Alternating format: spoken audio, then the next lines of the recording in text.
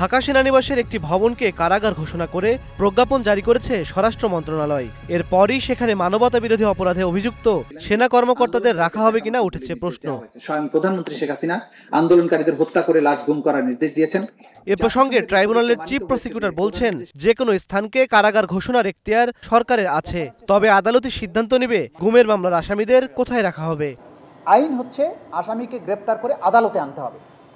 আদালতে আনার পরে আদালত যদি ফার্দার অর্ডার দিয়ে বলেন তাকে কারাগারে পাঠানো হোক, তখন কারাগার বলতে সেটা কেন্দ্রীয় কারাগার হতে পারে, সেটা জাতীয় সংসদ ভবনের মধ্যেও হতে পারে, এমপি হোস্টেল হতে পারে, বা অন্য কোনো জায়গাকেও যদি সরকার কারাগার ঘোষণা করেন সেই জায়গায় পাঠানো যেতে পারে।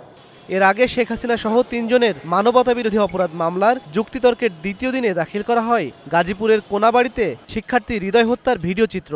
এ নিয়ে প্রসিকিউশন জানায়, সে ঘটনার দায় স্বীকার করে জবানবন্দি দিয়েছেন অভিযুক্ত পুলিশ কনস্টেবল আকরাম।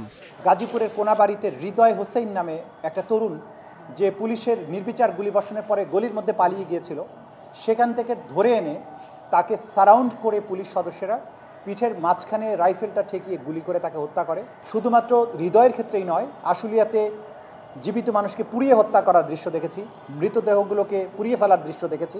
যতগুলো অমানবিকতা সম্ভব সব কিছুই জুলাই আগস্টে এই ছাত্র জনতার উপরে এই আসামিরা সংগঠিত করেছিল, সেই বিষয়গুলো আমরা আদালতে তুলে ধরার চেষ্টা করেছি। পাশাপাশি তখনকার প্রধানমন্ত্রী দপ্তরের ডেপুটি মিলিটারি সেক্রেটারি কর্নেল রাজীবের সঙ্গে শেখ হাসিনার কথোপকথনের একটি অডিও শোনানো হয় ট্রাইব্যুনালে। তাতে রয়েছে সর্বোচ্চ বল প্রয়োগ ও গুলি চালানোর নির্দেশ।